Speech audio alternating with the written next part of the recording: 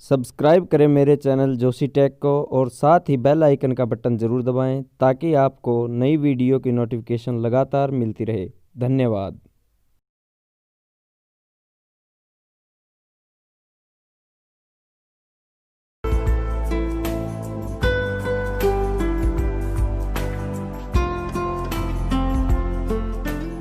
हाय, मैं हूं डॉक्टर बिशोरू Roy Chowdhury and I wish you a very good morning.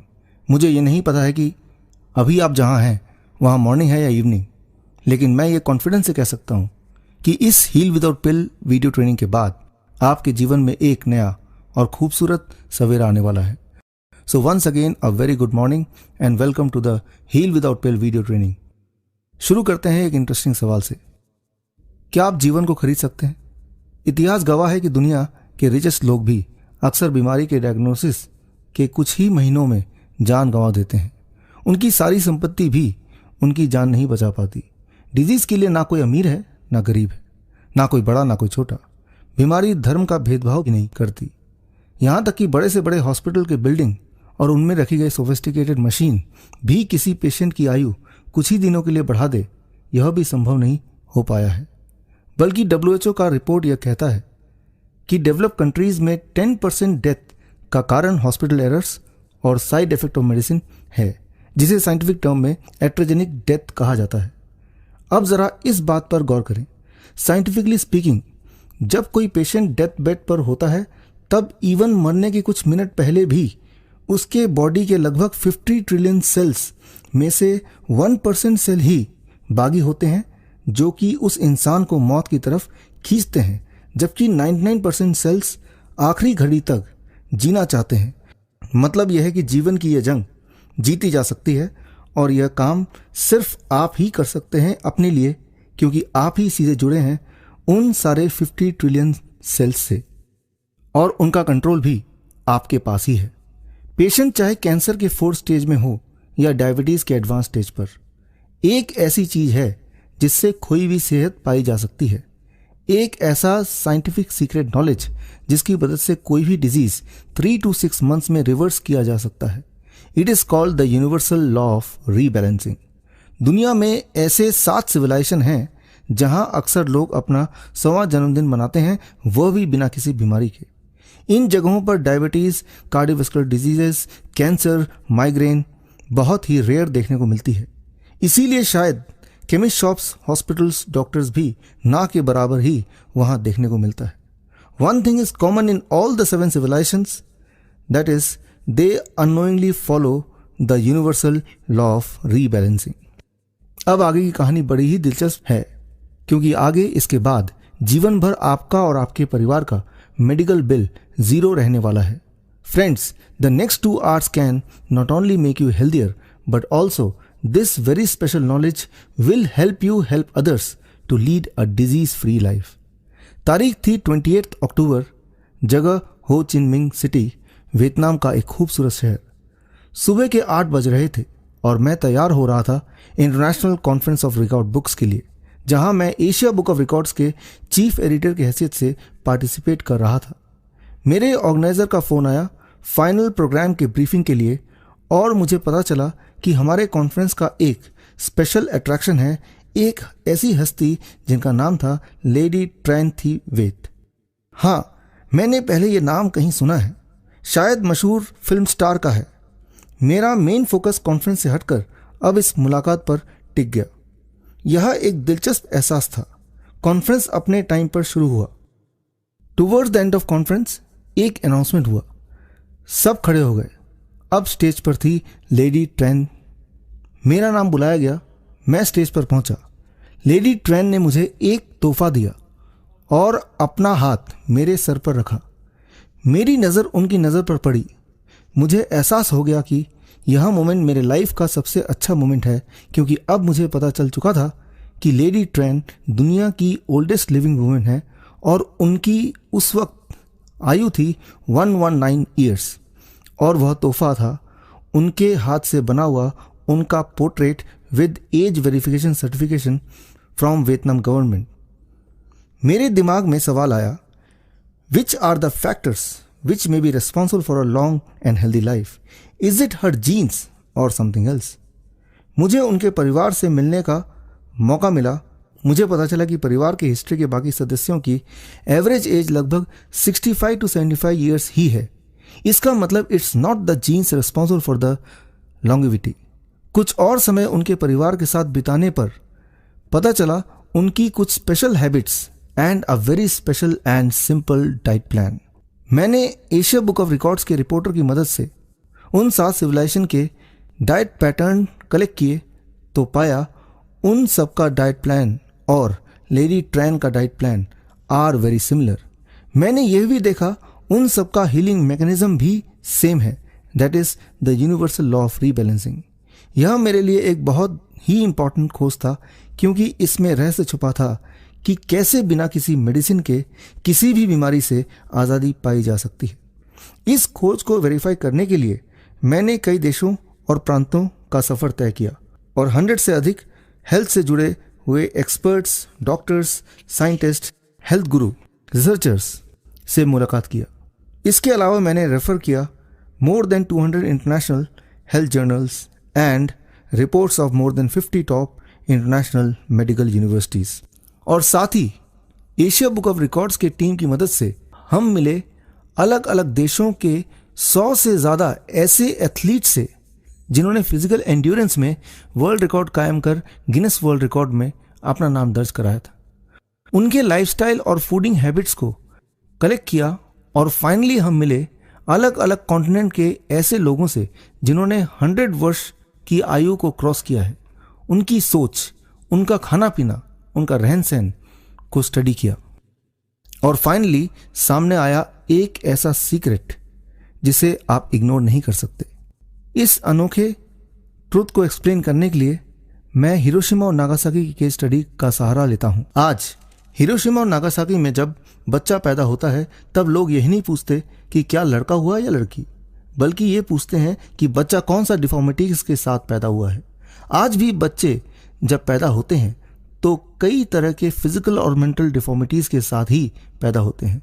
यह इफेक्ट है 6 अगस्त 1945 का इतिहास के पन्नों का काला दिन, जब अमेरिका ने वर्ल्ड वॉर II में हिरोशिमा और नागासाकी पर एटम बम गिराया था, जिससे लगभग 2.5 लाख लोग इंस्टेंटली मारे गए और जो लोग बच गए उनके नेक्स्ट जनरेशन में कई सारी डिफॉर्मिटीज पाई जाने लगी।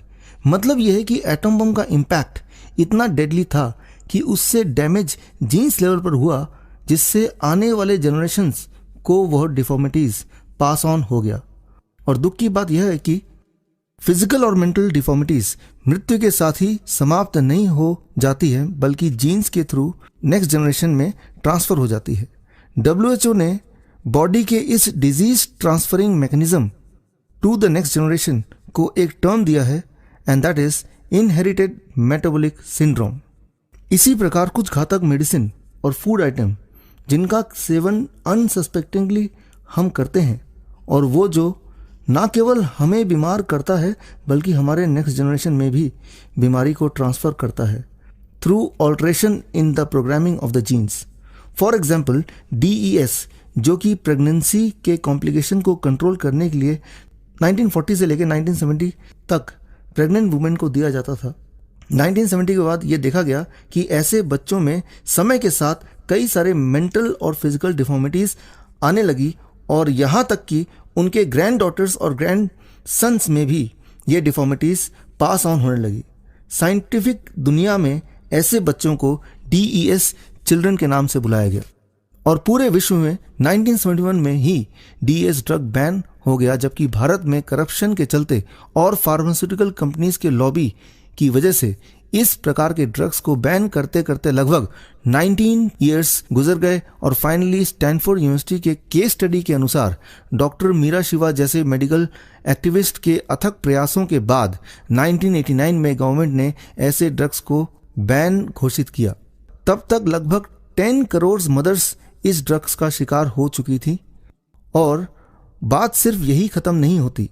आज जानबूझकर more than 90% of all the medicines and packed food में ऐसे सीक्रेट इंग्रेडिएंट मिलाए जाते हैं जिनसे न केवल आप और हम कई सारे सीरियस और लॉन्ग टर्म डिजीज का शिकार होते हैं, बल्कि इसका प्रभाव हमारे आने वाले जनरेशन को भी भुगतना पड़ता है।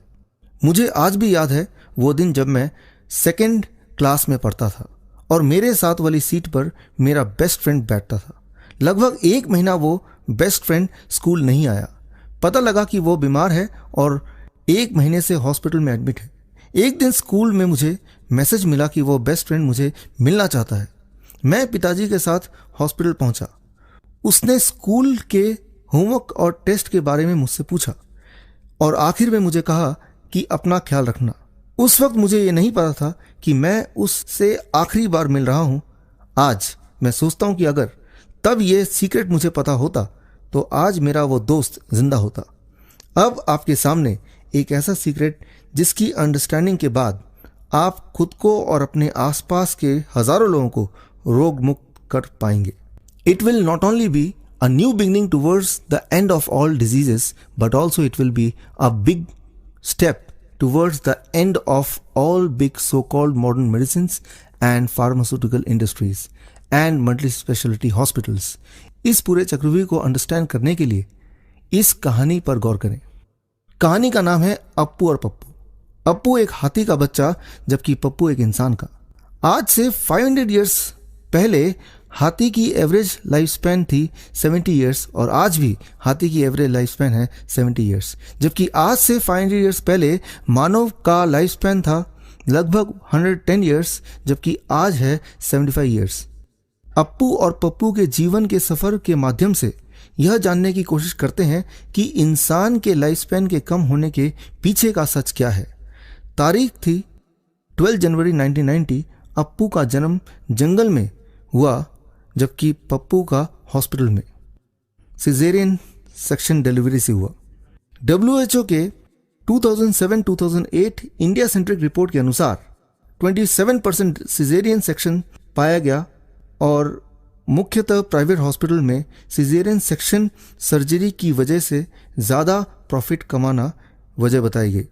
WHO की रिपोर्ट यह भी कहती है women undergoing C section that are not medically necessary are more likely to die or be admitted into intensive care units, require blood transfusions or encounter complications, and also babies born by cesarean have greater chances of respiratory problems.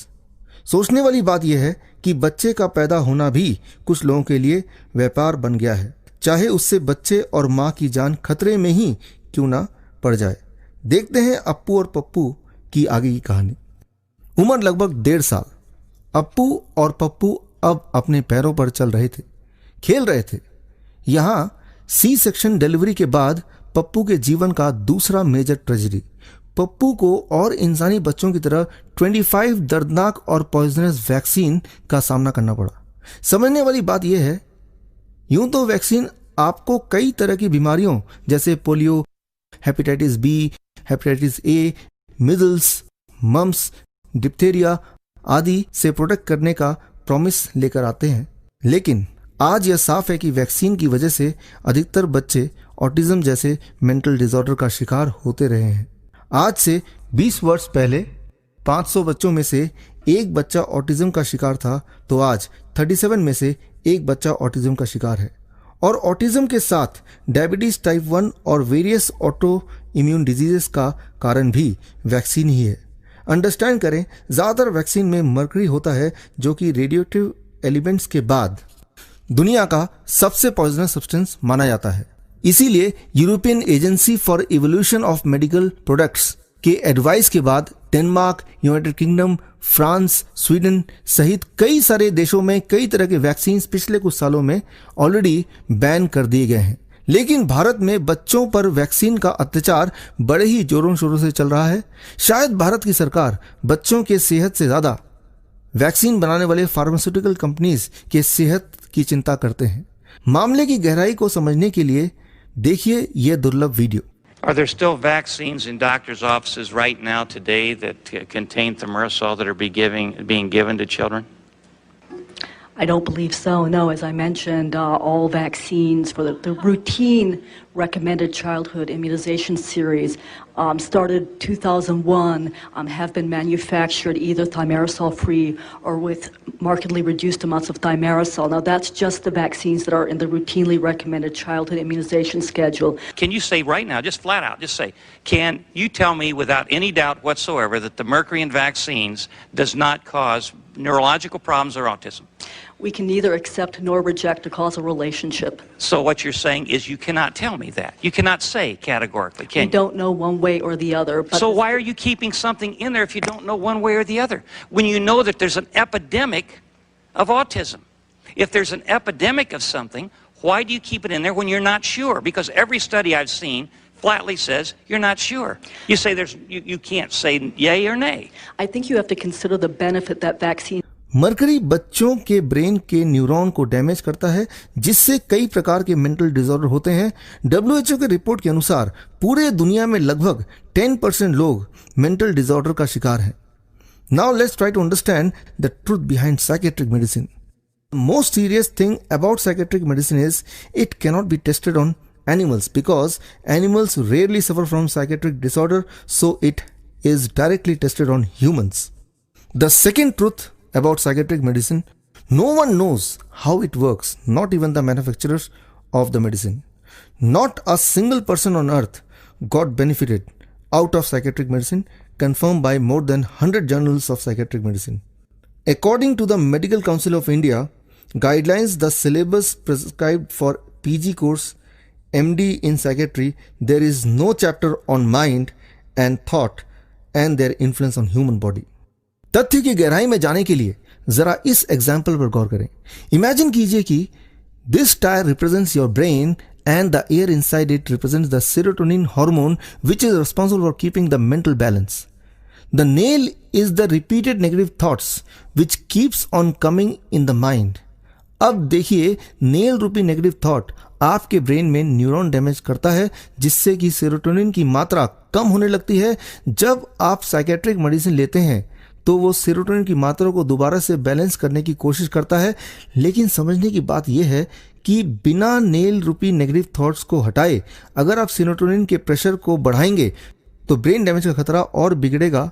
इसीलिए Princeton university के report के अनुसार anti depression medicine लेने वालों में अक्सर suicidal tendency पाई जाती है और उनके बच्चों में अक्सर कई तरह के बर्थ डिफेक्ट पाए जाते हैं। अब चलते हैं अप्पू और पप्पू की कहानी के अगले पड़ाव में। अब दोनों लगभग 2 से 2.5 साल के हैं। अप्पू अपने माँ का दूध का सेवन करता है और पप्पू डॉक्टर के रिकमेंडेड शहर में पाए जाने वाले पैकेट दूध प्लस इन्फेंट मिल्क पाउडर का। अब माता पिता ये समझ ही नहीं पाते हैं कि जो मिल्क पाउडर अपने पसीने की कमाई से खरीदकर अपने बच्चों को अच्छे सेहत की उम्मीद में पिला रहे हैं, वही मिल्क पाउडर बच्चों को शारीरिक रूप से जीवन भर के लिए ऑटो इम्यून डिजीज का शिकार बनाने वाला है। देखिए, आपके सामने है दुनिया की न्यूट्रिशन पर की गई सबसे बड़ी स्टडी, जिसका नाम है the China study. China study के अनुसार babies fed with cow's milk mixed with infant formula leads to immune system loses its ability to distinguish between cow's milk protein fragments and pancreatic cells. That leads to autoimmune diseases like diabetes type 1. याद रखें, market में मिलने वाले milk powder जैसे Cerelacs से लेकर boost, Bournvita, Maltova या Horlicks long run में बच्चों के सेहत के लिए हानिकारक साबित होता है। लगभग 3 साल के बाद अप्पू और पप्पू के जीवन में एक बदलाव दिखा। जहां अप्पू अब दूध पीना छोड़ चुका है, वहीं पप्पू अपने 10वें साल पूरा करते हुए भी दूध का सेवन कर रहा है, वह भी टेस्टी मिल्क पाउडर के साथ। दुनिया के इतिहास में मानव ही एक ऐसा जीव है जो दूसरे जीव का दूध पीता है, और मानव ही एक ऐसा जीव है जो जीवन भर दूध पीता है। नेचर ने हमारे शरीर को कुछ इस तरह डिजाइन किया है कि पहले कुछ वर्षों तक ही हमें दूध की आवश्यकता होती है, और वो भी माँ के दूध की। तारीख 12 जनवरी 2000, यानी अप्पू और पप्पू का 10th बर्थडे। यह क्या, अप्पू तो अपने बर्थडे को भुलाकर रोज की तरह एक रूटीन जीवन जी रहा है, जबकि पप्पू अपने बर्थडे के सेलिब्रेशन की सारी तैयारी कर चुका है। चारों तरफ खाने पीने के सामान है, pizza, burger, French fries, chips, cold drink, pastries, cake. आगे बढ़ने से पहले आइए जान लेते हैं फास्ट फूड का ये सच। फास्ट फूड से जुड़े हुए 3 अनसुनी सच्ची कहानियां। पहली कहानी का शीर्षक है ब्रेन में घोटाला। इस कहानी का हीरो है सुजुकी ब्रदर्स। बात है सन 1908 की, जब जापान के सुजुकी ब्रदर्स एक चाइनीज रेस्टोरेंट चलाते थे। अक्सर रेस्टोरेंट के एक कोने में बैठकर रेस्टोरेंट में आए ग्राहक के बिहेवियर को नोटिस किया करते थे। उन्होंने देखा कि जैसे ही ग्राहक का पेट भर जाता वह और खाना ऑर्डर नहीं करते।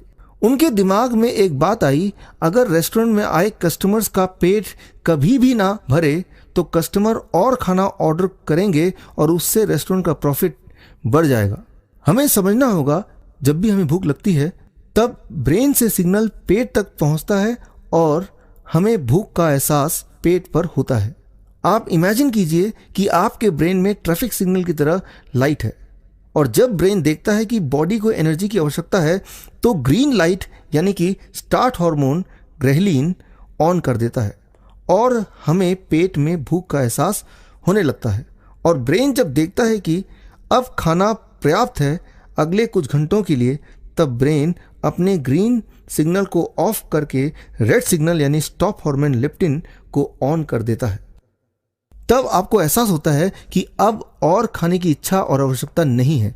सुजुकी ब्रदर्स कुछ साइंटिस्ट से मिले और बोला, आप कुछ ऐसा कर दो कि जब हमारे रेस्टोरेंट में कस्टमर आए तब उनका ग्रीन सिग्नल हमेशा के लिए ऑन रहे और रेड सिग्नल हमेशा के लिए ऑफ, ताकि उनको खाने के बाद भी भूख लगती रहे, जिससे कि कस्टमर और खाना ऑर्डर करें और खाते रहें। साइंटिस्ट ने सुजुकी ब्रदर्स के दरख्वास्त के बाद एक केमिकल का इजाद किया जिसका नाम है MSG यानी कि मोनोसोडियम ग्लूटामेट, और सुजुकी ब्रदर्स को समझाया बस इसे खाने में मिला देना। MSG की यह खासियत है कि जैसे ही खाने के माध्यम से आपके जीभ तक यह पहुंचता है तो जीभ से सीधे ब्रेन में ग्रीन सिग्नल यानी कि स्टार्ट हार्मोन को लगातार ऑन रहने पर मजबूर करता है और साथ ही रेड सिग्नल यानी स्टॉप हार्मोन को डिस्ट्रॉय करने लगता है। यानी जितना आप MSG युक्त खाना खाएंगे उतना आपका ग्रीन सिग्नल ऑन रहेगा और रेड सिग्नल ऑफ, यानी कि खाने के बावजूद भी भूख लगती रहेगी। लेकिन कुछ सालों के MSG युक्त खाने के सेवन से रेड सिग्नल यानी स्टॉप हार्मोन की प्रक्रिया पूरी तरह से डैमेज हो जाती है और ऐसे बच्चे दिन भर खाना खाते ही रहते हैं और फिर भी भूख नहीं मिटती। लगभग जितने भी फास्ट फूड हैं जैसे chips, burger, pizza, french fries, इन सब में MSG होता है। MSG अगर आप मिट्टी में मिलाकर खाएं तो वह भी स्वादिष्ट लगेगा, क्योंकि यह है फॉल्स टेस्ट। अक्सर आपने ध्यान दिया होगा कि घर में मम्मी बोलती हैं कि आज घर में ही पिज़्ज़ा बनाऊंगी, लेकिन बच्चा घर का पिज़्ज़ा खाकर बोलता है, मम्मी आपके पिज़्ज़ा में वो स्वाद नहीं है जो कि मैकडॉनल्ड के पिज़्ज़ा में। ध्यान देने वाली बात यह है कि रेस्टोरेंट में पिज़्ज़ा जो आपको स्वादिष्ट लगता है उसकी वजह है MSG। MSG जीभ के माध्यम से सीधे ब्रेन में अटैक करता है और MSG नोज के माध्यम से भी ब्रेन को हिट करता है। इसीलिए आपने गौर किया होगा, जब आप मैकडॉनल्ड के पास से गुजरते हैं तब एक पिकुलियर स्मेल आती है और आपको एहसास होता है कि भूख लगी है, कुछ खा लिया जाए। दरअसल यह MSG का कमाल है। MSG leads to many kind of lifestyle diseases including diabetes, cardiovascular diseases, mental disorder, obesity, etc. अब चलते हैं दूसरी कहानी की तरफ। इसका टाइटल है कैनिबलिज्म। सन 2002 में अमेरिका में एक कंपनी की स्थापना की गई। इसका नाम था सिनोमिक्स। सिनोमिक्स एक फ्लेवरिंग एजेंट मैन्युफैक्चरिंग कंपनी है जो कि एबॉर्टेड बेबीज के ह्यूमन एम्ब्रियोनिक किडनी सेल, जिसे HEK293 कहा जाता है, को इस्तेमाल करके फ्लेवरिंग एजेंट तैयार करता है। अब आप स्क्रीन में देख रहे हैं कि जब बच्चा माँ के कोख में होता है तब लगभग इस स्टेज पर, जबकि उसका किडनी ऑलमोस्ट डेवलप हो जाता है, एट दिस स्टेज अगर एबॉर्शन करा दिया जाए तो ह्यूमन एम्ब्रियोनिक किडनी सेल को इस्तेमाल में लाया जा सकता है। अब आप ये जानना चाहेंगे कि वो कौन सी कंपनी है जो सिनोमिक्स से अपना फूड आइटम के लिए फ्लेवरिंग एजेंट खरीदते हैं। उन कंपनियों का नाम है Nestle, Pepsi, craft food. Remember, every year 5 crore abortions happens across the globe. मुझे पता है कि आपके लिए यह एक शॉकिंग बात है, परंतु यह सत्य है। अब बढ़ते हैं फैक्ट नंबर 3 की तरफ। इसका शीर्षक है द फूड पॉलिटिक्स। बात 1972 की है, जब यूएस प्रेसिडेंट रिचर्ड निक्सन इस बात से चिंतित थे कि इकोनॉमिक इंस्टेबिलिटी की वजह से उनकी सरकार न गिर जाए। उन्होंने अपनी सरकार को बचाने के लिए जापानीज साइंटिस्ट ताकासाकी से एक डील किया और HFCS यानी कि हाई फ्रुक्टोज कॉर्न सिरप नामक केमिकल के फॉर्मूले को खरीदा। अब HFCS क्या है? अगर आप जानते हैं कि शराब क्या है और उसका दिमाग पे और बॉडी में क्या असर होता है, क्या डैमेज करता है, तो समझ लीजिए HFCS भी उसी का एक दूसरा रूप है। HFCS बनाने का प्रोसेस अल्कोहल के बनाने के प्रोसेस से मिलता जुलता है और बॉडी और दिमाग में प्रभाव भी शराब की तरह ही करता है। यह बहुत ही एडिक्टिव होता है, इसीलिए अधिकतर मल्टीनेशनल कंपनीज अपने फूड आइटम में HFCS मिलाते हैं ताकि उस फूड आइटम को अगर एक बार आप खाएं तो आपको उसकी लत लग जाए। Fruit juices, jelly, pastries, chocolate, candy, health drinks, biscuits जैसे फूड आइटम में अक्सर HFCS होता है। अब ध्यान से देखें तो पप्पू अपने जन्मदिन पर अपने मरने की तैयारी कर रहा है।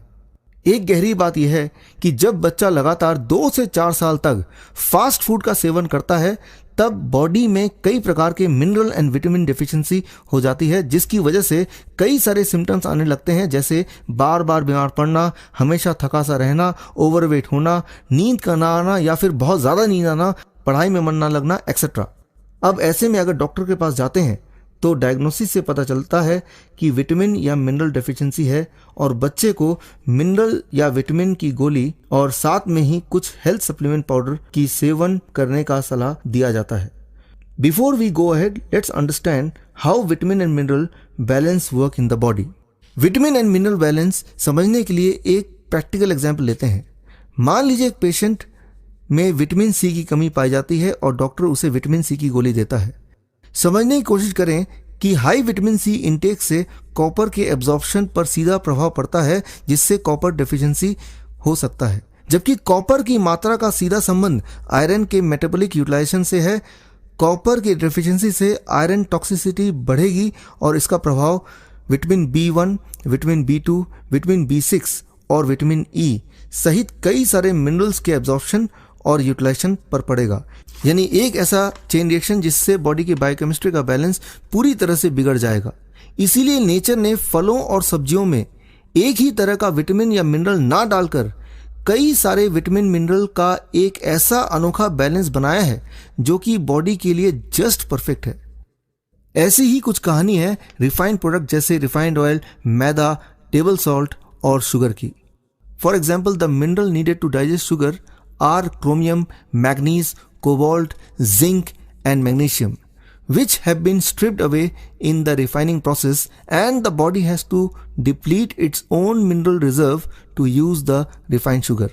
Conclusion ये है कि किसी भी विटामिन या मिनरल के डेफिशिएंसी को पूरा करने के लिए अगर आप विटामिन और मिनरल के टैबलेट ना लेकर खूब सारा फल या सब्जी खाएं तो उससे मिनरल विटामिन के बैलेंस को मेंटेन करते हुए required amount of vitamin body absorb कर लेगा। This is called the universal law of rebalancing.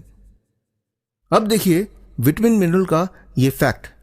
February 2007 journal of American medical association, it says supplement consumption results in 5% overall increase in the risk of death. UK government ने 2003 में BBC news में यह announce किया था, health food, vitamin supplements and nutrition products are waste and injurious to health. जरा इस table पर गौर करें, इससे साफ यह है कि विटामिन अगर आप नेचुरल स्टेट में फलों या सब्जियों से डायरेक्ट लेते हैं तो वो आपके लिए लाभदायक होता है, परंतु वही विटामिन मिनरल अगर आप टैबलेट फॉर्म में लेते हैं तो वो शरीर के लिए डेंजरस होता है। The truth about Nutrilite. Food and drug administration FDA issued a permanent injunction forbidding Nutrilite for making unsubstantial claims. Pappu ने डॉक्टर के सलाह पर विटामिन की गोलियां और हेल्थ सप्लीमेंट लेना शुरू कर दिया और कुछ सालों में यह बन गई सबसे बड़ी वजह पप्पू के गंभीर रूप से बीमार पड़ने का। अब पप्पू कार्डियोवास्कुलर डिजीज से ग्रस्त था। अब जरा कार्डियोवास्कुलर डिजीज के ट्रीटमेंट का सच जान लेते हैं। 2010 British medical journal, observational study of more than 2 million people treated with statin Result, significantly increased risk of liver dysfunction, kidney failure and cataract.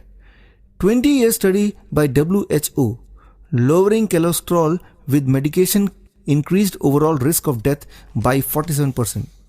FDA warns statin user of memory loss and diabetic risk. यानी कि मतलब साफ है कि cardiovascular disease या cholesterol या BP के लिए दवाइयां लेना कुछ और बीमारियों को बुलाने के बराबर है. Diabetes drugs Actos increases risk of bladder cancer by 40%, banned in many countries including France and Germany. In India it is sold as a Pioglitazone, Pioglur, Pios and with other more than 150 brand names. मतलब साफ है, the treatment for one disease leads to the other disease. यानी कि cholesterol की दवाई अगर लंबे समय तक लेते हैं तो डायबिटीज हो सकता है, और अगर डायबिटीज की दवाई कुछ साल तक लेते हैं तो कैंसर से आप पीड़ित हो सकते हैं. कैंसर की मॉडर्न ट्रीटमेंट का मेथड बड़ा ही शर्मनाक है. गौर कीजिए इस रिपोर्ट पर. Money spend by national cancer institute approximately Indian currency में 30,000 crore rupees per year. And the same National Cancer Institute observed cancer patient denying treatment have 4 times more chances of survival than the patients undergoing chemotherapy or radiation. According to Newsweek survey, 75% of oncologists say that they will not accept chemotherapy, radiation therapy if they get cancer. T Colin जो कि American Institute of Cancer Research के senior science advisor हैं, उनसे पूछा गया कि अगर कभी आपको या आपके परिवार के किसी सदस्य को कैंसर हो जाए तो आप क्या करेंगे. देखिए उनका जवाब. If I or some member of my family were diagnosed with cancer, what I would do is not what is traditionally done. I would not go the route of using drugs. Instead, I would use totally a plant-based diet, maybe enrich it with some other materials that is particularly rich in some of the good qualities of plant-based foods, and make sure you get enough water, exercise, sunshine, and I would just let nature take its course. शायद उनको पता है कि chemotherapy की शुरुआत कैसे हुई थी. वर्ल्ड वॉर II के दौरान mustard gas was used by Hitler to kill more than 60 lakh Jews. After that, Nazi scientist who has understood the effect of mustard gas on human body in association with American politicians and the big pharma companies designed chemotherapy empire. Chemotherapy दरअसल उन बेहद आवश्यक white blood cells को खत्म करती है जो कि हमारे बॉडी की बीमारियों से रक्षा करती है. अब देखिए कैंसर का कुछ और सत्य. World Health Organization says 3% of the cancer burden in the world is because of the diagnostic X-rays. यानी कि एक्सरे कराना आपके लिए खतरनाक है. X ray may lead to cancer. Similarly, mammography यानी कि breast cancer screening increases the chances of breast cancer. Harvard Medical School says 3 times biopsy increases the cancer risk by 62%. Cancer यूं ही किसी को अपने आप ही नहीं हो जाता, बल्कि अक्सर हॉस्पिटल्स के मॉडर्न डायग्नोस्टिक टेस्ट्स और फास्ट फूड में छुपे हुए केमिकल्स के माध्यम से बॉडी में कैंसर को एक षड्यंत्र के तहत प्रवेश कराया जाता है, क्योंकि आपके बीमार पड़ने से कुछ लोगों को बेहद लाभ है. हार्ट सर्जरी का भी कुछ ऐसा ही है. चाइना स्टडी जो कि दुनिया का सबसे बड़ा स्टडी है न्यूट्रिशन पे, उसके अनुसार within 3 years of bypass surgery, 1/3 of the patients suffer from chest pain again. The patients who undergo operation do not have fewer heart attack than those who do not undergo surgery. Bypass surgery and angioplasty do not address the cause of the heart disease, prevent heart attack or extend the life of any but the sickest heart disease patients. To understand the economics of the disease, consider this. WHO report says India will lose roughly 120 lakh crore rupees in next 10 years because of the lifestyle disease. World Bank says every year in India, on average 8 lakh people go below poverty line because of lifestyle diseases. Among lower income group, the treatment of diabetes consumes 1/3 of their income. National Health Account says 1 in 4 families either sell assets or borrow money to pay for health care. अब सवाल यह कि इतना सारा पैसा जाता कहाँ पे है, इसको समझने के लिए आप जरा इस आंकड़े पे गौर करें. फॉर्च्यून मैगजीन्स के अनुसार world's number 1 fastest growing company that is health care. 4 out of top 10 fastest growing company, again that is healthcare. Actually, it is not the business of health, it is the business of disease. एक quiz. British Myers Squibb जो कि world's largest manufacturer of chemo drugs है, एक और company Philip Morris, जो largest tobacco selling company है। अब जरा सोचिए, बताइए इन दोनों कंपनीज में कॉमन क्या है? Yes, one is producing cancer and other is trying to cure cancer. इसके अलावा one more thing is common between these two companies and that is one name called Richard L Glib. Richard L. Glib, who is the chairman of the first company and has a share interest in the second company. एक और interesting fact, बात 1964 की है। California medical association के दो doctor McDonald and doctor garland, दोनों ने scientifically prove कर दिया कि 24 cigarettes a day keeps a lungs cancer away. वो यही प्रचलित कर रहे थे कि अगर आपको लंग्स कैंसर से बचना है तो दिन में कम से कम आपको 24 सिगरेट पीना होगा। और उन्होंने खुद अपने आप को दिखाया कि हम जीता जागता सबूत हैं कि हम रोज सिगरेट पीते हैं और दिन में कई सिगरेट पी जाते हैं, तब भी हम हेल्दी हैं, हमें कैंसर नहीं है। कुदरत का खेल देखिए, डॉक्टर मैकडोनल्ड की देहांत घर में आग लगने से हुई, जो कि जले हुए सिगरेट के रह जाने से हुई, और कुछ साल बाद डॉक्टर गार्लैंड लंग कैंसर से मारे गए। और उनके मरने के बाद 24 cigarettes a day keep lung cancer away का भी खात्मा हो गया। 1940 में यह FDA द्वारा अप्रूव्ड एडवर्टाइजमेंट, जिससे यह साफ है कि स्मोकिंग डाइजेशन के लिए लाभदायक है, या फिर यह एड जिसमें अच्छे डॉक्टर को स्मोकिंग से जोड़ा गया है, या फिर इस एड में अच्छे मदर को स्मोकिंग से एसोसिएट किया गया है। इन सारे मेडिसिन्स और फास्ट फूड के षड्यंत्र का नतीजा यह है कि आज डेवलप्ड और डेवलपिंग कंट्रीज में 10 में से 8 डेथ लाइफस्टाइल डिजीज जैसे कार्डियोवास्कुलर डिजीजेस, कैंसर, डायबिटीज की वजह से है, जो कि पूर्ण तरह से मानव निर्मित है। According to WHO, by 2080, 1 in every 4 males will have prostate cancer and 1 in 5 females will have breast cancer. National Commission of Microeconomics and Health के अनुसार इंडिया में cardiovascular diseases are projected to afflict over 6 crore people in 2015, and similarly, people suffering from diabetes is expected to rise to 4.6 crore in 2015.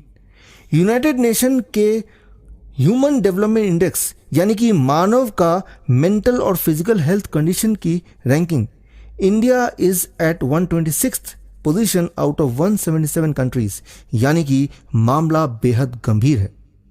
मामले की गंभीरता को understand करने के लिए इस उदाहरण पर गौर करें।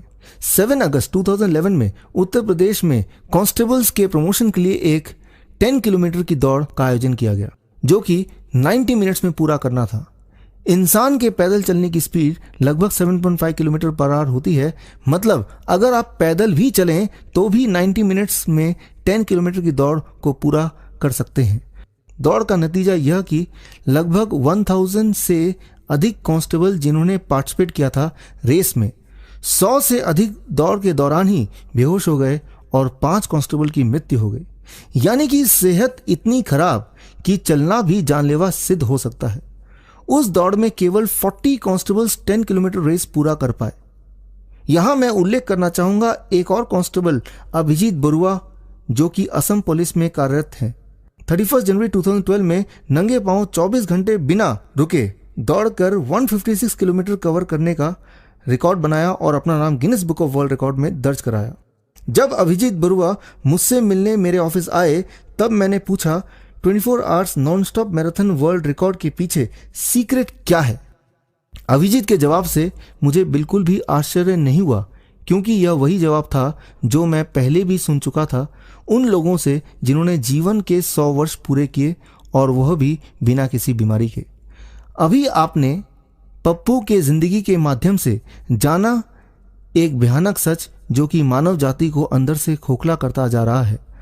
अब बारी है समझने की कि अगर हम किसी जानलेवा बीमारी जैसे diabetes, cancer, heart disease, arthritis या ओबेसिटी से पीड़ित हैं, तो हम कैसे नेचर की शक्ति को यूज करके किसी भी डिजीज से मुक्ति पाएं।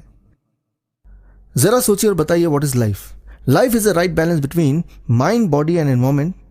और अगर इन तीनों में से एक भी अगर आउट ऑफ बैलेंस होता है तो बाकी दोनों भी आउट ऑफ बैलेंस हो जाते हैं। याद रखिए, जब भी हम बीमार पड़ते हैं तब हमारा mind, body and our interaction with the surrounding, that is the environment, तीनों ही बीमार पड़ जाते हैं। जबकि एक मॉडर्न डॉक्टर सिर्फ बॉडी का ही रिपेयर करने की कोशिश करता है। माइंड, बॉडी और एनवायरनमेंट के इस कनेक्शन को अंडरस्टैंड करने के लिए देखिए साइंटिस्ट डॉक्टर ब्रूस लिप्टन की यह video. Each cell has a brain. That's a fact. Each cell can read the environment and adjust its function for whatever it sees. But when cells get in a community, they defer their own belief system or their own system of what they're seeing to the central command. So as you can see here, I have a cell here on the right-hand side, marked in purple over here, that this cell is out here in the environment. But what should its function be? Well, the answer is it's going to be coordinated by the brain, because the brain is going to tell all the cells what we should do to work together to, provide for the success of my living organism. So the brain gets in between the environment and the cell. The cell no longer reads its own environment. The cell depends on the central nervous system to tell us about the environment. So the bottom line is this. The cell on the right is intelligent. It will always be able to adjust itself to the environment. That's when I was taking cells out of sick people and putting them in culture, they started to get better, because when left alone, they could say, man, I could live comfortably alone without being in that system anymore. And then, so the fact is, so what regulates a cell now? When it's in a community, the cell reads the environment, which is the left side, but it doesn't read it directly. It now reads the environment through the brain, and the brain interprets the environment and then tells the cell what adjustment it should do to live in the environment that it's seeing.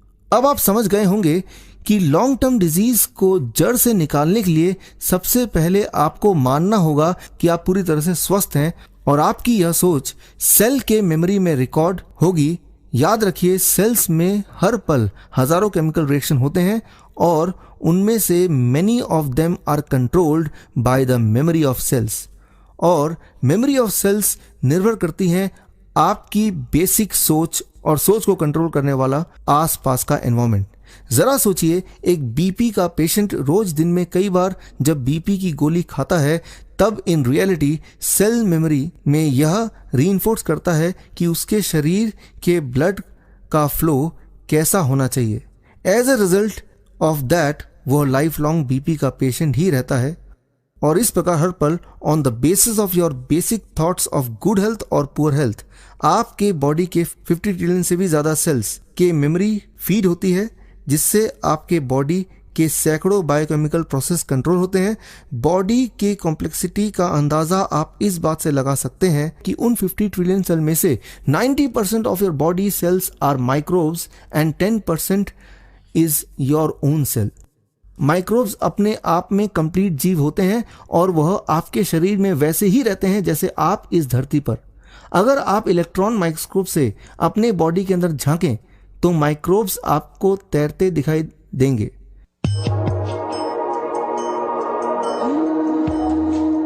Invisible to the naked eye, they account for the majority of Earth's biomass. For at least 3.5 billion years, they have dominated the evolution of life. So diverse in form and distribution, they are Earth's most ubiquitous life forms, carving out niches in ecosystems ranging from the vastness of the open sea to the digestive tract of a termite. And yet, only 1% of them are known to science. They are the microbes, and without them, life as we experience it would soon come to an end. In fact, it would never have begun at all. Continuous negative thoughts, fast food and medicines के seven से अक्सर damage cellular level पर होता है, जिससे cancer जैसी बीमारियों का जन्म होता है। सेल्स के अंदर के फॉल्टी केमिकल रिएक्शंस को मेडिसिन से ठीक करने की कोशिश ठीक वैसा ही होगा जैसे कि आपके घर में मच्छर हो और आप उसे मारने के लिए मिसाइल या रॉकेट लॉन्चर का इस्तेमाल करें। क्या modern medicine harmful cancerous cell को मार सकती है? यह सवाल पूछना कुछ ऐसा ही होगा कि क्या मिसाइल मच्छर को मार सकती है? हाँ, मार तो सकती है, but at the cost of destroying your house. Science आज भी यह मानता है कि अभी भी 1% से भी कम ह्यूमन बॉडी के बारे में हम जान पाए हैं। इसलिए ह्यूमन बॉडी के सेलुलर डिसऑर्डर को करेक्ट करने का काम अगर हम नेचर पर ही छोड़ दें तो ही बेहतर होगा। What is that one thing which can save the mankind from the disease? And the answer is nature. देखिए चाइना स्टडी का यह अमेजिंग रिपोर्ट। यह कहानी है दो सिविलाइजेशन की। एक का नाम है हुंजा जो कि कश्मीर के पास रहते हैं, और दूसरा सिविलाइजेशन है पीमा इंडियंस जो कि एरिजोना में जाकर बस गए थे। दोनों ही सिविलाइजेशन दुनिया के हेल्दीएस्ट सिविलाइजेशन माने जाते थे, और दोनों का रहन सहन और फूडिंग हैबिट भी एक ही जैसी थी। दोनों सिविलाइजेशन में यह देखा गया कि उनके टोटल डाइट का 90% हिस्सा प्लांट बेस्ड रॉ डाइट ही था, यानी कि अधिकतर भोजन फल और कच्चा या थोड़ा उबला सब्जी ही होता था।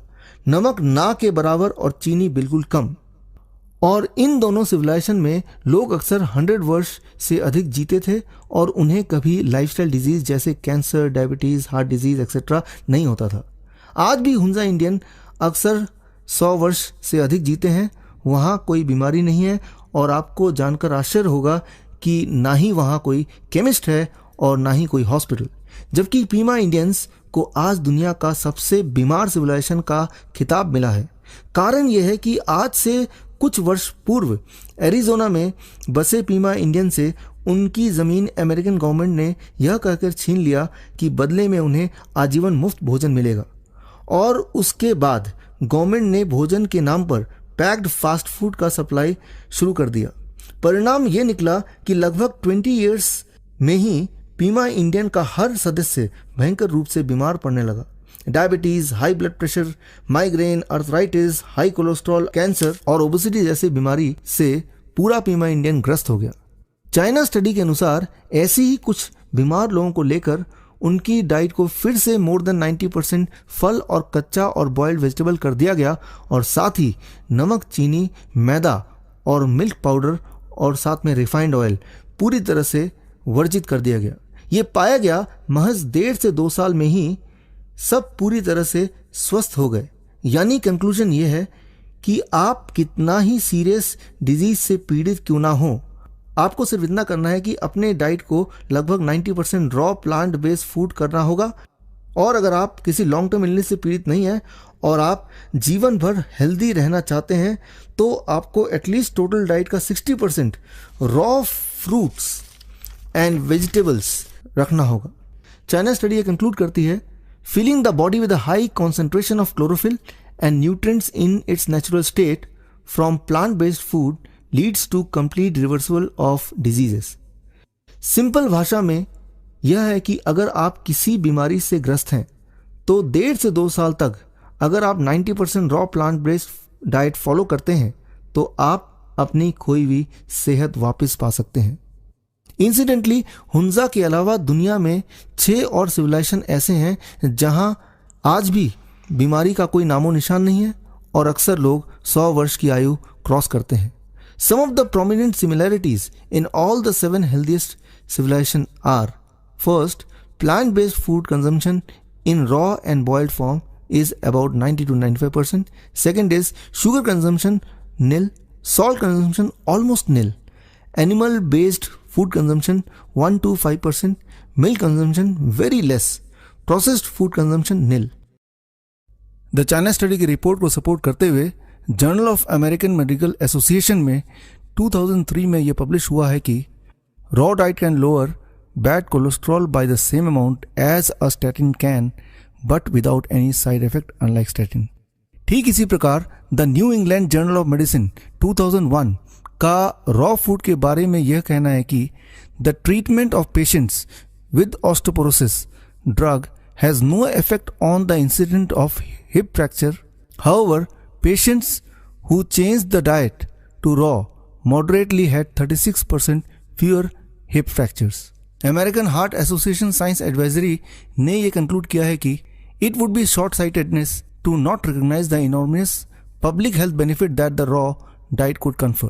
ठीक इसी प्रकार American heart association science advisory में यह भी पब्लिश हुआ है कि patient derive more than 2.5 times more benefit from eating raw diet than did similar patients taking cholesterol lowering statin drugs.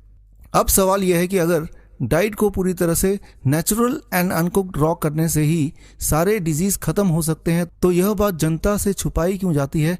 इस सवाल का जवाब ठीक वो समय जब मानव जानवर से इंसान बना, बाकी जीवों से अपनी एक अलग पहचान बनाई, मानव ने वीट ग्रास से दोस्ती की, पहली बार मानव ने सिविलाइज्ड कॉलोनी में नींव रखी। यह कोई कोइंसिडेंस नहीं कि वीटग्रास मानव के लिए एक अमृत के रूप में साबित हुआ। यही एक ऐसा पौधा है जिसमें वह सारे vitamin, mineral, phytonutrient and antioxidant ठीक उसी रेशियो में है जो कि ह्यूमन कंजम्पशन के लिए जस्ट परफेक्ट है। कहा जाता है कि जब भगवान गणेश ने धरती को आलासुर के प्रकोप से बचाने के लिए आलासुर को निगल लिया था, तब उनके पेट में बहुत जलन पैदा हुआ। जब सारी देवी देवता अपनी सारी पावर लगाकर भी भगवान गणेश के पेट के जलन को कम ना कर पाए, तब 8800 साधुओं ने मिलकर गणेश भगवान को घास का सेवन कराया और वह ठीक हो गए। वीटग्रास का जिक्र कई सारे ग्रंथों के साथ बाइबल में भी as a panacea on earth का रूप में है। लगभग 100 से ज़्यादा मेजर रिसर्च वर्क से यह साबित हो चुका है कि वीटग्रास जूस बॉडी में 3 तरह से काम करता है। First is the cleaning work. Wheatgrass juice body में बरसों से जमे टॉक्सिन्स को निकालना और बॉडी के इंटरनल ऑर्गन को क्लीन और प्यूरिफाई करना। First is the cleansing work. Wheatgrass juice का पहला काम है क्लींजिंग। बॉडी में बरसों से जमे टॉक्सिन्स को वीटग्रास जूस निकालता है और बॉडी के इंटरनल ऑर्गन को क्लीन एंड प्यूरिफाई रखने में मदद करता है। टू अंडरस्टैंड दिस, देखिए एक 15 साल बच्चे का कोलोन जो कि अक्सर फास्ट फूड खाता है। कोलोन में आपने देखा कि किस प्रकार मल और टॉक्सिन कोलोन में चिपके हुए हैं और जो न केवल कोलोन को डैमेज कर रहे हैं बल्कि ब्लड स्ट्रीम में मिक्स होकर कई तरह के बीमारियों का कारण बन रहे हैं। लगभग 90% बीमारियों का जन्म कोलोन के टॉक्सिन से ही होता है। 100 ml वीटग्रास जूस का एनीमा लेकर कोलोन में लगभग 15 मिनट्स अगर आप रखते हैं और नियमित रूप से हफ्ते में एक बार सुबह वीटग्रास एनीमा लेते हैं तो बहुत सारे बीमारियां खुद ब खुद गायब हो सकती है। वीटग्रास जूस का सेकेंड मोस्ट इंपॉर्टेंट वर्क है बॉडी में हार्मोनल इम्बैलेंस को रीबैलेंस करना, जिसके लिए वीटग्रास जूस सबसे पहले बॉडी में विटामिन मिनरल डेफिशिएंसी को ठीक करता है। वीटग्रास जूस का थर्ड इंपॉर्टेंट वर्क है ऑर्गन डैमेज को हील करना और कैंसरस सेल्स के ग्रोथ को अरेस्ट करके कैंसरस सेल्स को डोरमेंट एंड इनएक्टिव करना। अगर आप 90% प्लांट बेस्ड डाइट के साथ रोज लगभग 50 to 100 ml वीटग्रास जूस लेते हैं और हफ्ते में एक बार वीटग्रास एनीमा भी लेते हैं तो 3 to 6 मंथ्स में ही लाइफस्टाइल डिजीज जैसे diabetes, arthritis, migraine, cardiovascular diseases, cancer, obesity, digestive disorder, respiratory disorder and diseases connected with low immunity से मुक्त हो सकते हैं।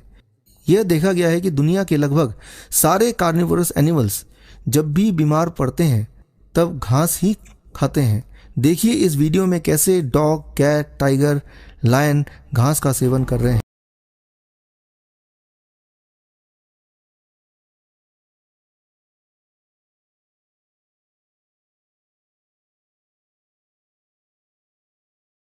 कि टाइगर घास नहीं खाता है, पर सच तो यह है कि टाइगर भी घास खाता है जब वो बीमार पड़ता है। अब सबसे गहरी बात, our health is dependent on the health of the plants we are eating and the health of the plants is dependent on the health of the soil. Plants need over 30 different nutrients for its growth. These 30 different nutrients are present in soil in available and non-available form. Non-available form of the nutrients are converted into available form by the microorganism in the soil. Today's fertilizer culture has made soil free of microorganisms, resulting in fruits and vegetables deficient of many nutrients. Indian scientist late professor Shripad Dabholkar ने एक ऐसा method invent किया है जिससे आप घर पर ही 100 days में एक ऐसा फर्टाइल सॉइल क्रिएट कर सकते हैं जिसमें ग्रोथ प्रोमोटिंग माइक्रो ऑर्गेनिज्म लगभग 500 वर्ष पुराने फॉरेस्ट सॉइल के बराबर होगी। प्रोफेसर दाभोलकर ने इस मिट्टी का नाम अमृत मिट्टी रखा है। ICRISAT के अनुसार the sample of Amrit Mitti has up to 100 million plant growth promoting micro organism per gram, highest ever measured in our lab.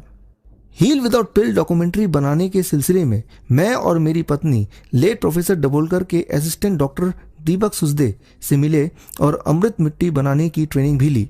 अमृत मिट्टी के प्रभाव को देखने के बाद मैं कॉन्फिडेंस से ये कह सकता हूँ कि यह भारत का एक बहुत ही इम्पोर्टेंट आविष्कार है और अगर अमृत मिट्टी को मास प्रोड्यूस किया जाए तो न केवल यह भारतीयों के हेल्थ में सुधार ला सकता है बल्कि भारत के इकोनॉमिक हेल्थ में भी एक बड़ा योगदान दे सकता है। After understanding the science, commerce and the politics of medicine, I traveled internationally and conducted several Heal Without Pill workshops and seen thousands of people reversing the lifestyle diseases just by changing to raw plant-based diet and wheatgrass juice.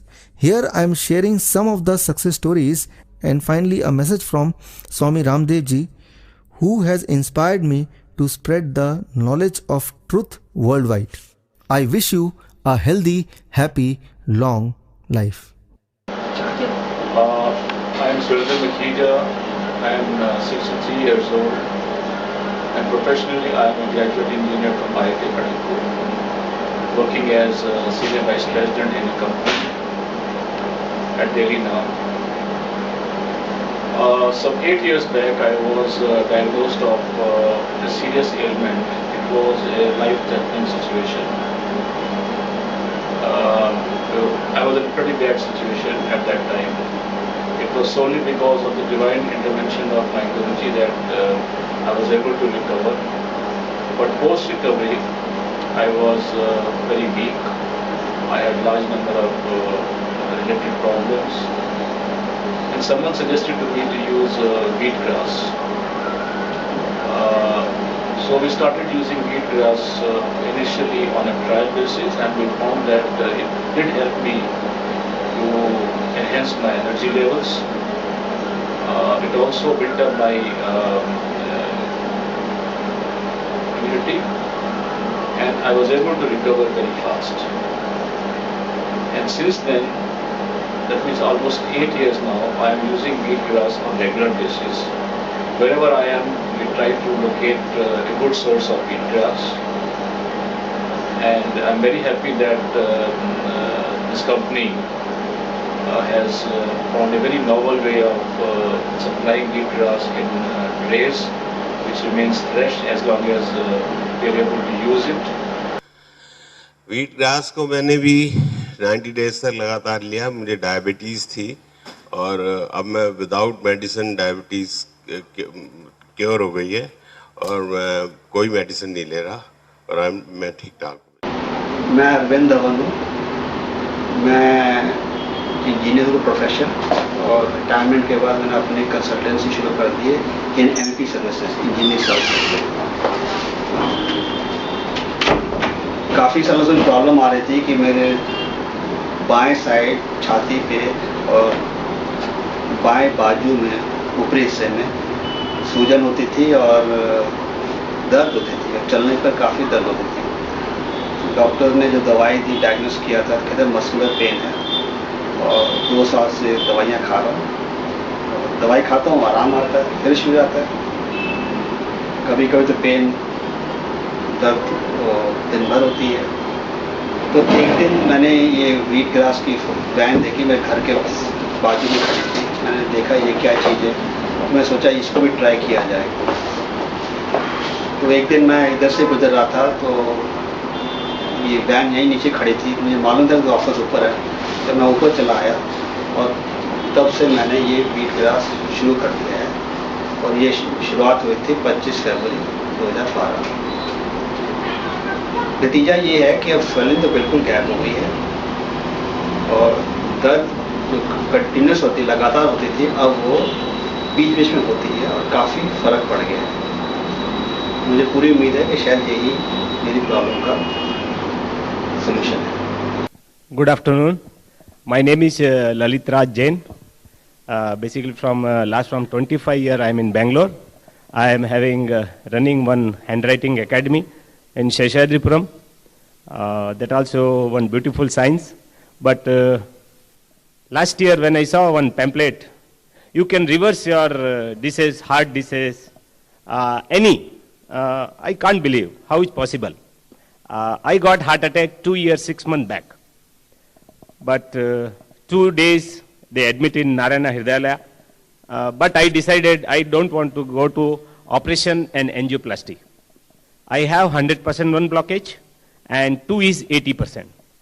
But I request doctor, can I go without any operation. He said, that is left to you. That time I have some few positive mind in there. I came without operation to house, and whatever I have, some start doing. But that time, ಒಂದು ಗಾದೆ ಇದೆ, ನಮ್ಮ ಮೈಂಡ್ನಲ್ಲಿ ಏನಿರುತ್ತೆ ದೇವರು ಆ ಥರ ನಮಗೆ front ಕಳಿಸ್ತಾರೆ. What ever we have in our mind positive, that time God is not coming directly, He is sending somebody to front of us. So I met last year Bishwarup Rai. I attend his seminar, and same day I attend, the next day I went and I start the technique using. That time I have every day 6 to 7 tablet and food style, and I am taking that care. But when this technique I start using, within 21 days, here whatever I am finding heaviness on my heart, completely gone. And now I can run 1 floor, 2 floor, 4 floor. I reduced my medication 6-7 tablet to now I am taking 3 tablet. But that also I have that belief and confidence. Within 3 months I am going to stop all medicine, not a single tablet, and 100% blockage came to 80 came to 60. I have report also here with me. Bishwarup Rai said, you bring at least report. Somebody asked. No problem, I have that report. And that technique I use. My mother, 72-year-old, she have diabetic last from 7 or 8 years. Every day we are giving insulin, and after some medicine also there, per day 2-3 tablet. And when I start this using technique, within 10-15 days we are stopped insulin, and last 3 months continue we are using this technique. Today I am giving only 1 tablet, but that tablet also going to stop within another 1 or 2 months. So this miracle, I am saying miracle, definitely my heart. And when I use this technique, not only heart is become very good, all right, heaviness is over, but you can't believe my hair falling is lot of hair falling that time. And when I use this technique, within 3 months, now I have 7 months over that technique. 3 months, totally my hair falling stopped. Sometime I am searching not a one hair in my bathroom. Before I have 40-50 hair. That is surprise. And new hair growth in my mind. You can see that. And 60-70% hair is white. Now 50% hair white to black. This happened with me. This is technique. At least I need clap because of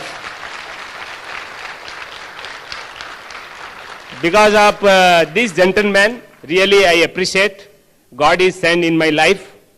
That is my U-turn in my life. Thank you all of you. मैं लता और मेरे husband हैं श्राविल कुमार। अभी पिछले साल मेरे husband को brain tumour का पता चला था, तो डॉक्टर ने बोला कि सर्जरी करा लीजिए। फिर विश्वरूप जी से मैं पहले से ही लिंक्ड हूँ, तो मैंने इनसे बोला कि फिर वीट ग्रास के बारे में मैंने अच्छे से पूछा, तो उन्होंने बोला कि शुरू करो। 3 महीने हो गए हमें लेते हुए, और अब इनको चक्कर भी नहीं आते हैं, और अंधेरा जो प्रॉब्लम कहते थे वो भी नहीं आते हैं। एंड मुझे भी पाइल्स की प्रॉब्लम थी, एंड उसकी वजह से मेरी आंखों के आगे भी अंधेरा होने लग गया था। 3 साल हो गए थे, और कभी एलोपैथिक, कभी होम्योपैथिक, कभी आयुर्वेदिक, कुछ भी दवाई लेने से 10-12 दिन, 15 दिन, 1 हफ्ता, 2 महीने, इतना मैक्सिमम मुझे आराम आया। देन उसके बाद नहीं। लेकिन जब से वीट ग्रास जूस लिया है, 90% मुझे इसमें रेगुलर आराम है। और मैं अपने बच्चों को भी हेल्थ के लिए देती हूँ, गुड हेल्थ के लिए, क्योंकि मेरे बड़े बेटे को भी लीवर की प्रॉब्लम है। मैं ये कहना चाहती हूँ कि जो भी आपके अंदर प्रॉब्लम है, सबसे अच्छी बात मैंने ये समझी है कि जो सेल हमारे डैमेज हो चुके हैं उनको भी और दोबारा से रीजनरेट करते हैं। तो इससे और कोई भी बीमारी हो ना, वो ठीक होगी ही होगी। ये कॉन्फिडेंस मेरे अंदर आया है इसकी नॉलेज से। एंड थैंक्स टू मिस्टर विश्वरूप चौधरी जी। चौधरी साहब बहुत बहुत धन्यवाद। मेरे को लास्ट ईयर जो है मेरे को पता चला कि मेरे ब्रेन ट्यूमर है, और अब जो है मेरे का कॉपी सफदरजंग हॉस्पिटल ने मेरे को इमीडिएटली ऑपरेशन के लिए बोल दिया था, लेकिन मैंने थोड़ा डिले किया। मैंने कहा ब्रेन ट्यूमर का जो है ऑपरेशन बड़ा टफ है, तो मैंने उसको अवॉइड किया। एम्स ने भी मेरे को ऑपरेशन के लिए बोला, लेकिन फिर विशु जी के पता चला कि व्हीट ग्रास का है, तो मैं 3-4 महीने से हम ले रहे हैं। अभी मेरे को बीच में चक्कर भी आने लगे थे, मैं काफ़ी छुट्टियों से भी, ऑफिस से छुट्टी में भी रहा। अब जो है लेकिन मेरे को 3-4 महीने से बिल्कुल आराम है इस चीज़ में। मेरी ओवरी में 50 mm का सिस्ट हो गया था, तो डॉक्टर ने इमीडिएटली मुझे बोला कि आप सर्जरी करा लीजिए।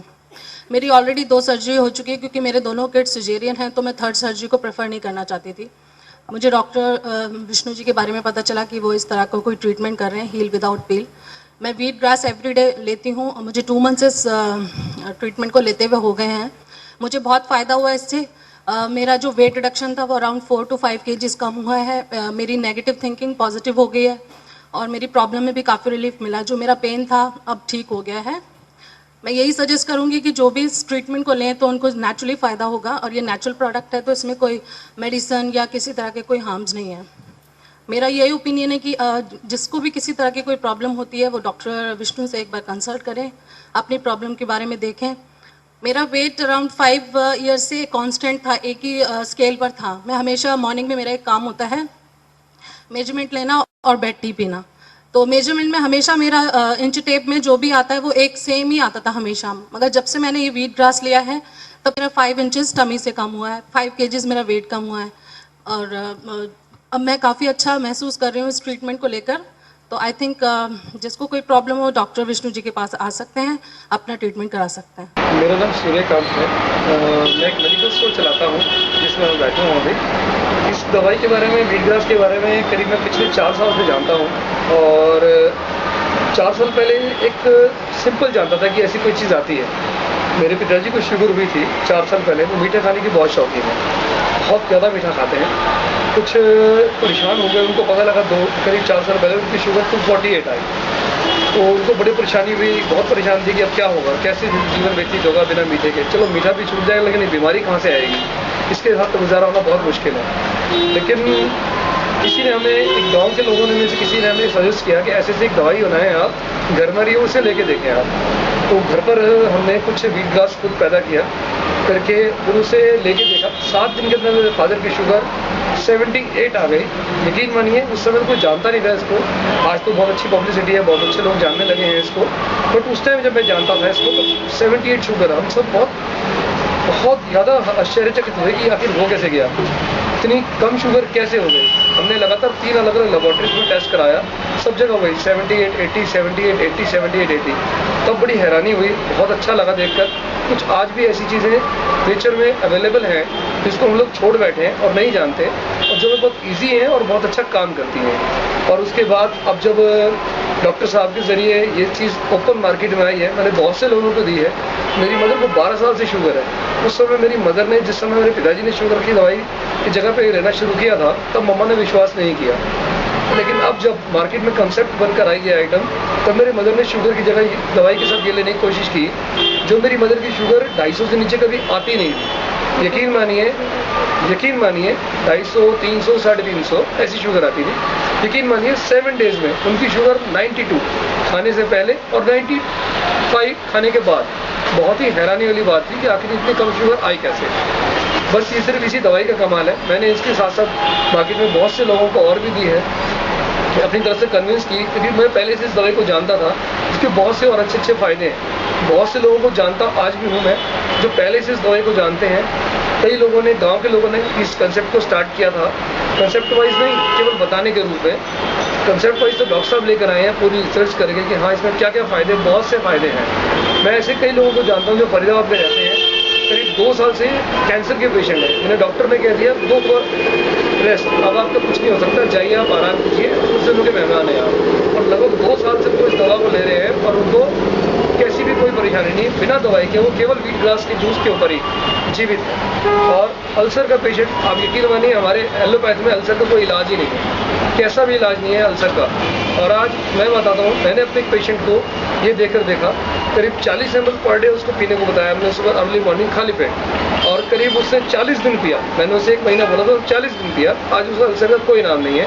आज लगभग उसे महीना हो गया, बिल्कुल ठीक है, सब कुछ खाता है, सब कुछ पीता है। I'm here to share my experience about wheatgrass juice, or what I'm taking from last 6 to 8 months, and I'm feeling very good, very great experience what I have.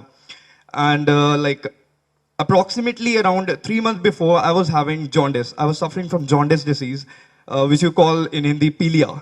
It is a very dangerous disease, very dangerous, and it takes a lot of time to recover from this disease. I attended the seminars of Dr. Vishwaroop Roy Chaudhary, and really, I had a very great experience with that. Second experience is my mom was suffering from chikungunya. As all you know that in chikungunya you have a lot of joint pains. She was not able to work, she was not able to walk even, she was not able to do anything, any kind of work. But after taking the juice, daily juice, from last 6 to 7 months, she's perfectly fine. I think she's not here right now, but she's perfectly fine now. And so she's there, she's sitting there, who's shaking the hand. So now I want to say, I want to thank, I'm a rapper. I want to tell you I'm a rapper, I sing, and so I want to thank Mr. Vishwaroop Roy Chaudhary in my way. So if he allows me to sing, so thank you, sir. Messi gata neha labda zindagi nu idhar udhar. Messi gata neha labda zindagi nu idhar udhar. Fir ek din mila main Vishwaroop Chaudhary nu, jinne badal ditta zindagi jeene da asool. Jinnu pee ke main vekho kinna ban gaya cool cool. Jinnu main pee ke vekho ban gaya cool cool. Tusi vi pee ke innu vekho ban jaoge chap. Tusi vi pee ke innu vekho ban jaoge chap.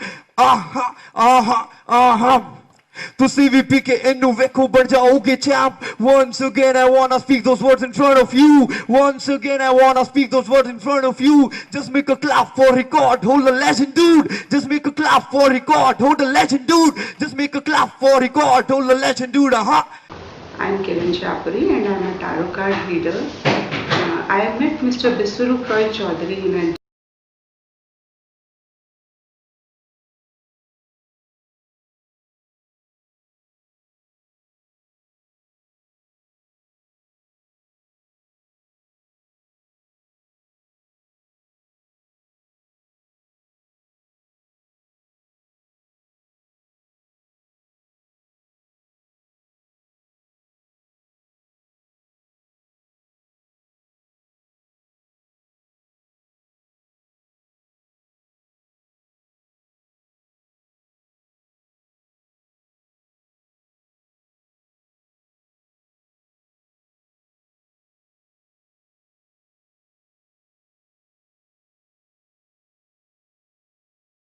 have it, experience it. तो मैंने उनको बोला कि मुझे चाहिए, तो उन्होंने बोला अभी तो हम अपने स्टाफ पे एक्सपेरिमेंट कर रहे हैं, अभी हमने शुरू ही किया है, तो आप ले सकते हो। तो मैंने तब से 15th August 2011 I remember very well, because 15th August है इसलिए मुझे ज़्यादा याद है।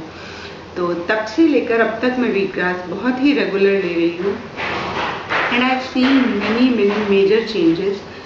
For example one of them is कि मेरी स्किन में रैशेज होते थे, स्किन प्रॉब्लम थी, जो कि मुझे डॉक्टर ने, मैंने काफ़ी इलाज वगैरह भी कराया था, तो मुझे डॉक्टर ने बोला था कि ये आपकी जेनेटिक है, ये जा नहीं सकती है, आप जितना मर्जी कर लोगे ये तो रहेगा ही रहेगा। हाँ आप लगाओगे, मेडिसिन लगा लोगे, ले लोगे तो ठीक हो जाएगा, बट एलर्जी है तो जैसे ही वेदर चेंज होगा या कुछ भी होगा। बट टचवुड जब से मैं वीटग्रास ले रही हूँ तो आई have scene tremendous change in my skin, मुझे तब से रैशेज नहीं हुए हैं और काफ़ी एनर्जेटिक फील करती हूँ।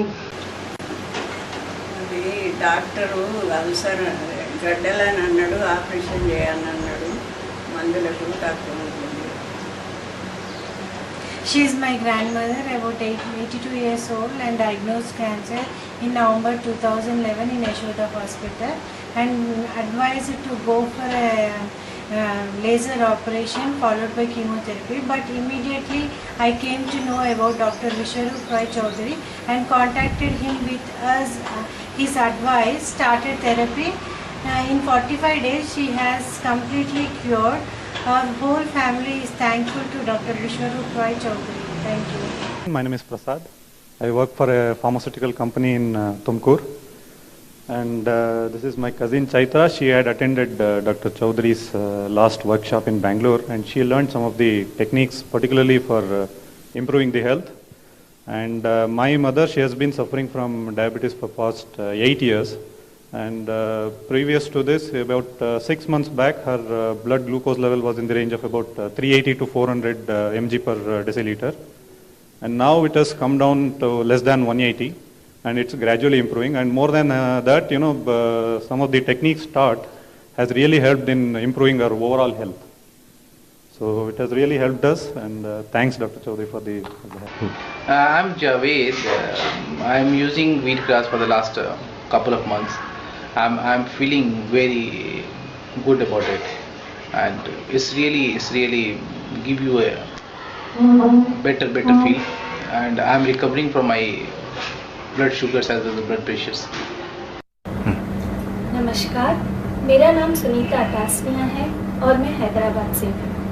मैंने विश्वरूप रॉय चौधरी सर का जो मेमोरी टेक्निक्स का जो सेमिनार होता है वो मैंने 8 महीने पहले मेरे बेटे के साथ अटेंड किया था। इससे मेरे बेटे को और मुझे बहुत ही फ़ायदा हुआ। मेरे बेटे को पढ़ाई में उसके लिए बहुत मदद मिली और वो अब को कितना भी बड़ा लेसन हो वो बहुत जल्दी से याद कर सकता है। और मेरे लिए तो एक वरदान साबित हुआ, क्योंकि बचपन से मेरे को 4.5 नंबर -4.5 चश्मा था और इससे मैं बहुत दुखी थी। लेकिन जब मैंने सर का जो सेमिनार अटेंड किया और जिसमें उन्होंने हमें माइंड क्लिनिक के बारे में बताया, जिसमें हम सेल्फ का क्योर खुद ही कर सकते हैं, ऐसे टेक्निक्स उन्होंने बताए।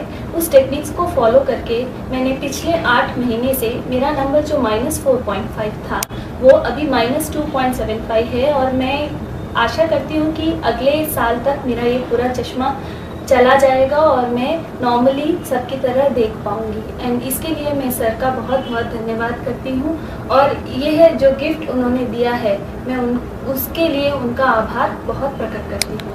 धन्यवाद। मेरे पास एक प्रोविज़न था कि मैं घर पे ग्रास जूस बना के और अपने हस्बैंड को first thing in the morning दे सकती थी। सो जैसे ही थोड़ा ट्रीटमेंट शुरू हुआ बॉम्बे में, मेरा इतना रेगुलर 8 साल तक रहा ग्रास जूस देने का।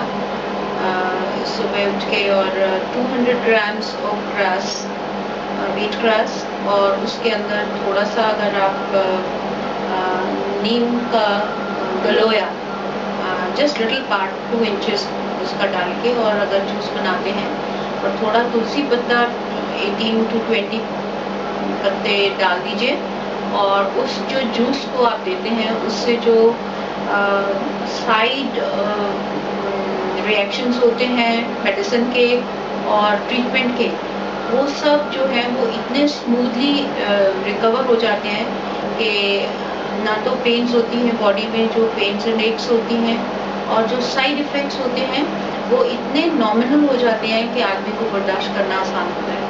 Because this only cancer patient knows कि कितना डिफ़िकल्ट होता है एक ट्रीटमेंट को लेना भी।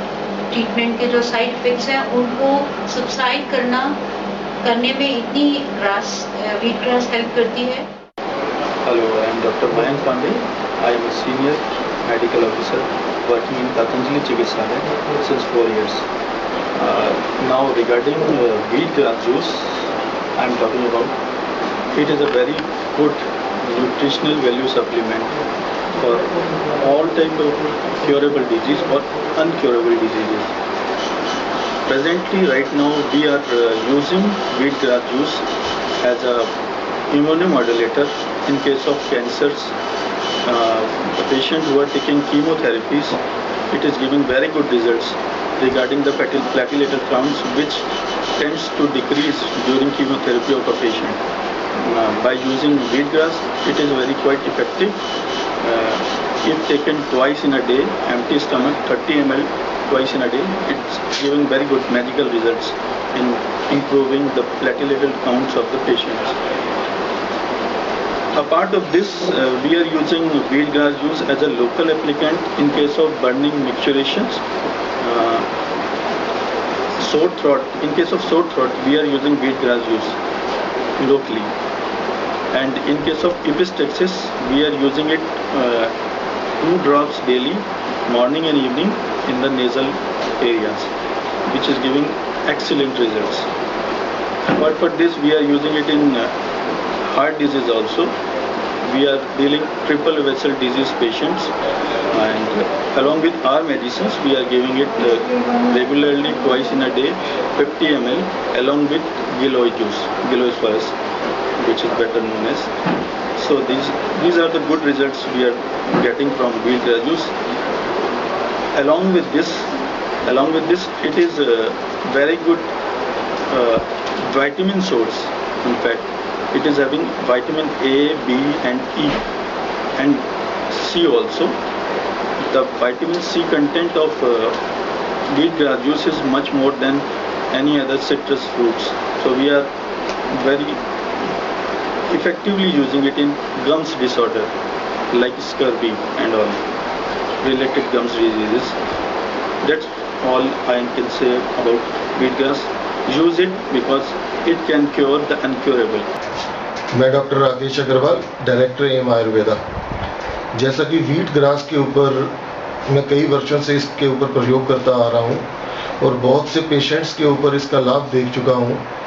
व्हीट ग्रास का कैंसर के पेशेंट्स के ऊपर बहुत ही आश्चर्यजनक परिणाम आता है। जिसको भी हम व्हीट ग्रास का जूस देते हैं तो मैंने देखा है कि उस पेशेंट की काया ही कल्प हो जाती है।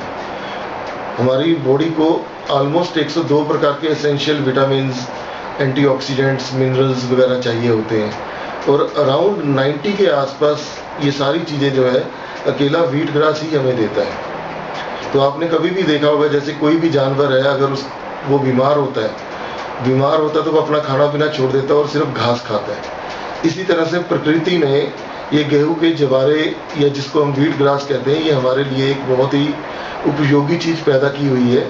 अगर हम इसका सेवन करते हैं बीमार होने पर या बिना बीमार हुए भी हम इसका रेगुलर सेवन करते हैं तो ये बहुत ही लाभकारी सिद्ध होती है।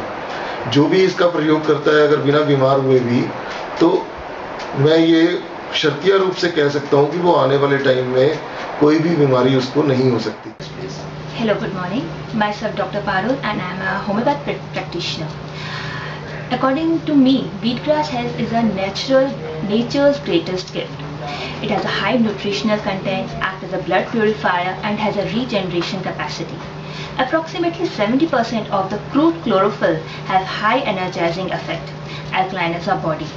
According to the Dr. Young and Dr. Steve, the chlorophyll molecule of the wheatgrass is very similar to the hemoglobin molecule, but only one difference is there, and that is the central element of the chlorophyll is magnesium and the central element of the hemoglobin is iron. But there is so much similarity that the human body can convert the chlorophyll into the hemoglobin, and thus it helps in increasing the RBC count and the blood carrying capacity of the oxygen. Then according to the University of the California, it has been stated that it contains an enzyme that repairs the faulty DNA. Then it has lab enzymes that work with the enzymes of our body and carry out many body functions. Enzymes also have a deterrent effect on the cancer acting cells. Then the three important effects of the wheatgrass is that it acts as a blood purifier, liver detoxifier and a colon cleansing action.